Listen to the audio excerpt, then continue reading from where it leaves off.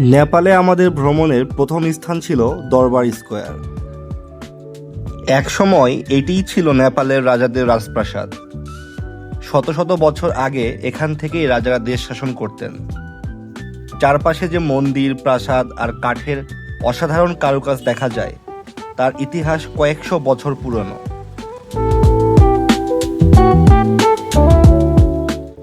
1979 সালে এটি UNESCO world heritage site হিসেবে স্বীকৃতি পায়। 2015 সালের বড় ভূমিকম্পে এখানকার অনেক স্থাপনা ক্ষতিগ্রস্ত হলেও ধীরে ধীরে সেগুলো পুনর্নির্মাণ করা হচ্ছে।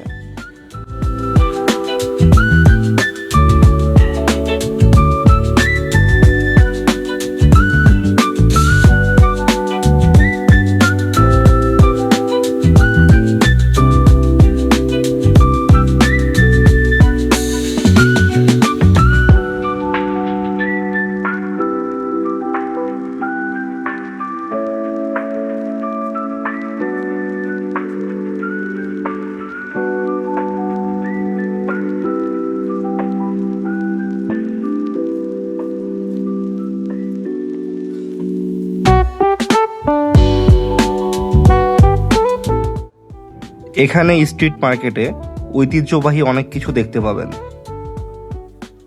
তামা এবং পিতলের আসবাবপত্র থেকে শুরু করে অনেক কিছু এখানে পাবেন।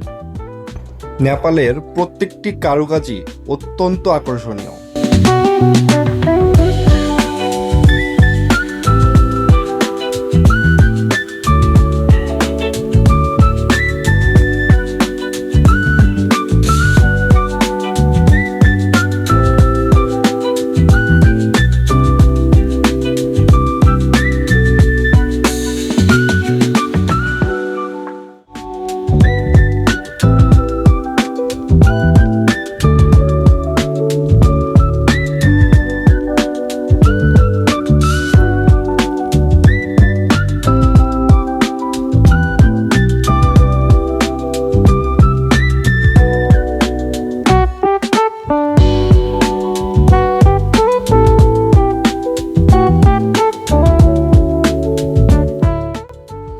দরবার স্কোয়ারের রাস্তা দিয়ে হাঁটতে হাঁটতে আমরা পুরোটা ঘুরে দেখলাম।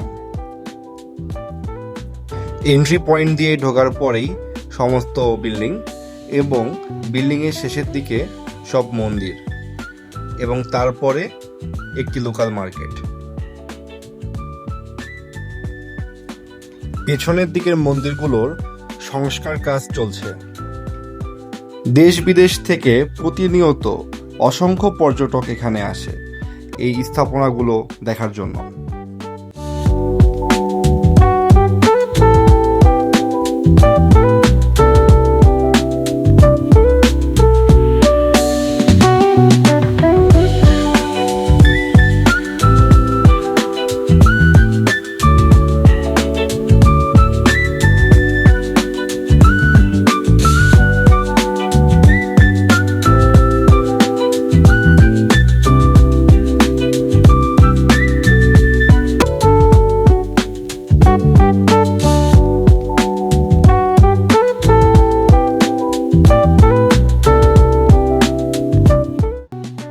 এখানে কয়েকটা মন্দির আছে যেখানে প্রতিনিয়ত পূজা অর্চনা চলতেই থাকে।